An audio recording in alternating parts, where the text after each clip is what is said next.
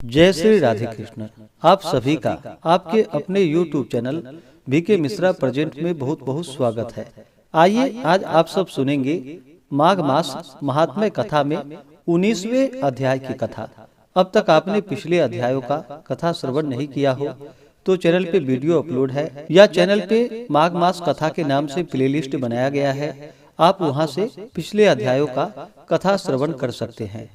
तो बोलिए प्रेम से भगवान विष्णु की जय, माता लक्ष्मी की जय, भगवान श्री कृष्ण की जय, सर्वदेवी देवता की जय। व्यास जी बोले कि हे राजन, उन कन्याओं ने इस प्रकार विलाप कर और बहुत देर तक प्रतीक्षा कर उसके प्रेम में निमग्न अत्यंत विरह से व्याकुल होकर धीरज रखकर अपने माता पिता के भय से अपने घर आई।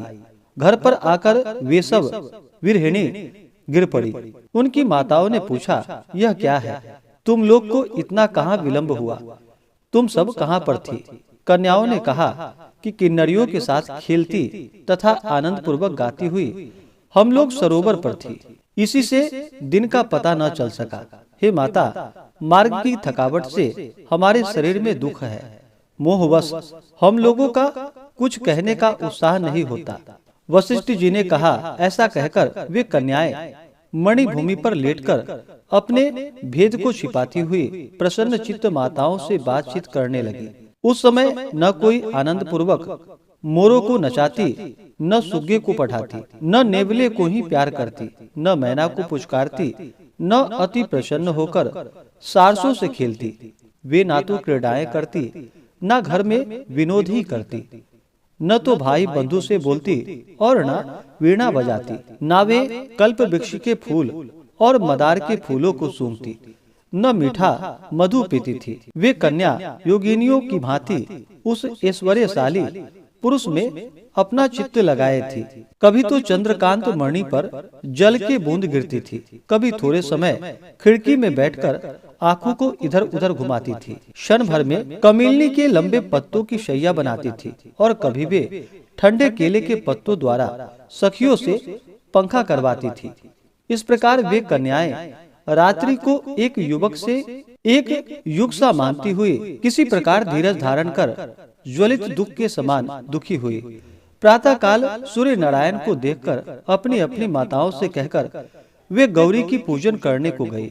उसी क्रिया से स्नान करके फूल तथा धूप से गौरी पूजन करके ये देवियां वहीं पर गाने लगी। इसी बीच में वह ब्राह्मण भी स्नान करने के लिए अपने पिता के आश्रम से उस आछोद सरोवर पर आ गया। उसको देखकर उन कन्याओं ने बार बार वाह वाह किया और उस ब्रह्मचारी के पास गई तथा एक ने एक दूसरे का हाथ पकड़कर चारों ओर से अपने भुजा पास में उसको घेर कर बोली कि हे मूर्ख, कल तो तू भाग गया था, परंतु आज नहीं भाग सकता। हम लोगों ने तुमको वरण कर लिया है, अब इसमें कुछ विचार न करो। उनके बाहुपास से बंधा हुआ ब्राह्मण बोला, तुम लोगों ने अपने अनुकूल वचन कहा है, परंतु मेरा प्रथम आश्रम ब्रह्मचर्य है। गुरुकुल में अभी मैं वेदा अध्ययन कर रहा हूँ, इसलिए उसकी रक्षा करना मेरा परम धर्म है। इस कारण हे कन्याओं, मैं इस आश्रम में विवाह करना धर्म नहीं पाप समझता हूँ। उसके वाक्यों को सुनकर वे कन्याएं कोकिला की भांति इस तरह उससे बोली, धर्म से अर्थ, अर्थ से काम और काम से धर्म का फल उदय होता है। हम लोग धर्म सहित काम की अधिकता से तुम्हारे पास आई हैं। अनेक प्रकार के भोगों से युक्त इस स्वर्ग भूमि को भोगो। तब उसके वचन को सुनकर गंभीर स्वर में वह बोला, तुम लोगों का वचन सत्य है, परंतु मैं अपना व्रत समाप्त करके तथा गुरुजी की आज्ञा लेकर विवाह की विधि करूंगा। यह सुनकर वे कन्याएं स्पष्ट बोली कि हे सुंदर, तू मूर्ख हो। अनोखी औषधि, ब्रह्मा, बुद्धि, रसायन, अच्छे कुटुंब की सुंदर नारियां, मंत्र तथा सिद्धि रस, इन पदार्थों के आने पर बुद्धिमान पुरुषों को धर्म रूप से इनका तिरस्कार नहीं करनी चाहिए। भाग्य से यदि कार्य की सिद्धि हो जाए तो ज्ञान रखने वाले इनकी बुराई करते, कारण कि बुराई से फल नहीं होता और टालने से यश प्राप्त नहीं होता। केवल भाग्यशाली पुरुष ही प्रेम से पूर्ण स्वच्छ कुल में पैदा हुई स्नेहपूर्ण मीठी बोलने वाली स्वयंवर चाहने वाली सुंदर रूप युवा और सुंदर कन्याओं को प्राप्त करते हैं, दूसरे नहीं। कहाँ हम अनोखी सुंदरियां, कहाँ आप तपस्वी बालक। हम जानते हैं कि इस तरह हम सब के मिलाने में विधाता की चतुराई है। इसलिए आप इस समय हम लोगों के मंगल को गंधर्व विवाह से स्वीकार कीजिए, नहीं तो हम जीवित नहीं रहेंगे। उसकी बातों को सुनकर उस धर्मात्मा विप्र ने कहा कि हे मृगनयनियों, धर्म परायण लोग अपने धर्म को कैसे छोड़ सकते हैं। धर्म, अर्थ, काम और मोक्ष ये चारों विधि पूर्वक ही प्राप्त होते हैं और विपरीत होने से निष्फल होते हैं। मैं व्रती रहकर समय के विपरीत में विवाह नहीं करूंगा। जो लोग विवाह के समय को नहीं जानते, उसकी क्रिया से उत्तम फल की प्राप्ति नहीं होती। हे कन्याओं, सुनो, मेरा चित्त इस समय धर्म के विचारों में लगा है, इसलिए मैं स्वयंवर में नहीं आऊंगा। इस तरह उसके आशय को समझकर आपस में हाथ से हाथ छोड़कर इन सुंदरियों ने उसके चरण पकड़ लिए। सुशीला और सुस्वरा ने इनकी भुजाओं को पकड़ा, सुतारा ने आलिंगन किया और चंद्रिका ने ब्रह्मचारी का मुख चूम लिया। तब भी वह ब्रह्मचारी निर्विकार बना रहा। अंत में उसने क्रोध से लाल होकर इनको श्राप दे दिया कि तुम सब डायनियों की तरह मेरे शरीर में लिपटी हो, इसलिए तुम सब पिशाचिनी हो जाओ।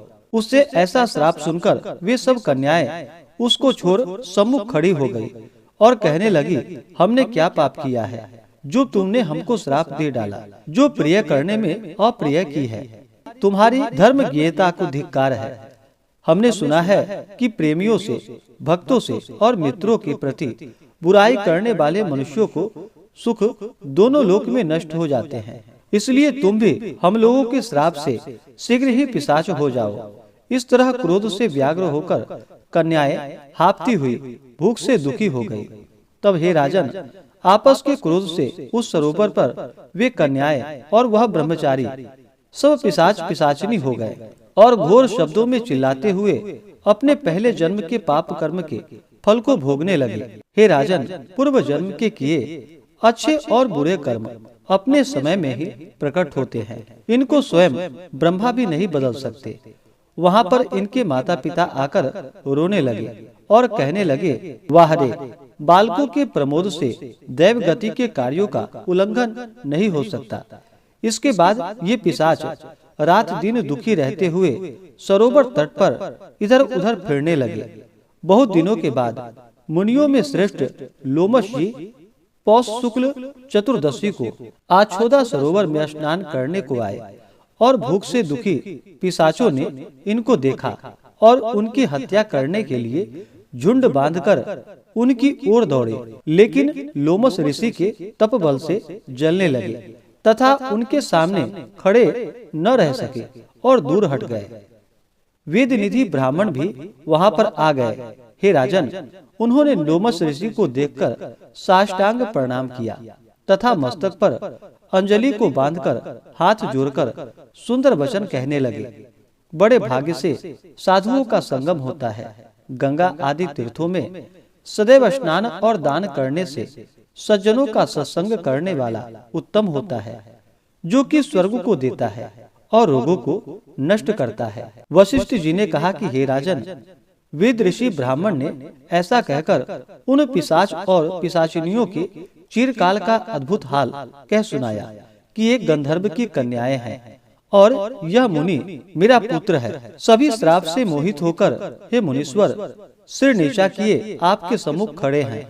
आपके दर्शन से आज बालकों का उसी प्रकार उपकार होगा जिस प्रकार सूर्य के उदय होने पर अंधेरा मिट जाता है।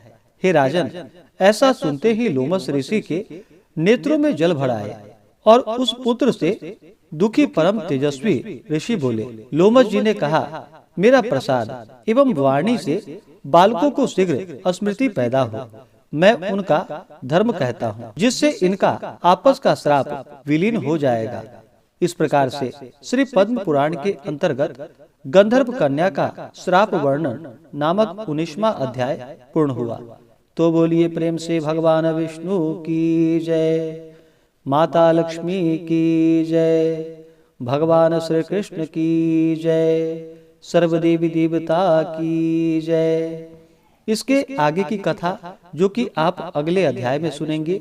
इसी प्रकार से कथा को सुनने के लिए, व्रत पूजा के बारे में जानने के लिए चैनल पे अगर आप पहली बार आए हैं तो चैनल को लाल बटन दबा करके सब्सक्राइब करें, साथ में बेल आइकन घंटी को दबाएं ताकि आने वाली वीडियो का नोटिफिकेशन आपको समय से मिलता रहे। वीडियो को लाइक करें, शेयर करें। सुखी रहें और स्वस्थ रहें। जय श्री राधे कृष्ण। धन्यवाद।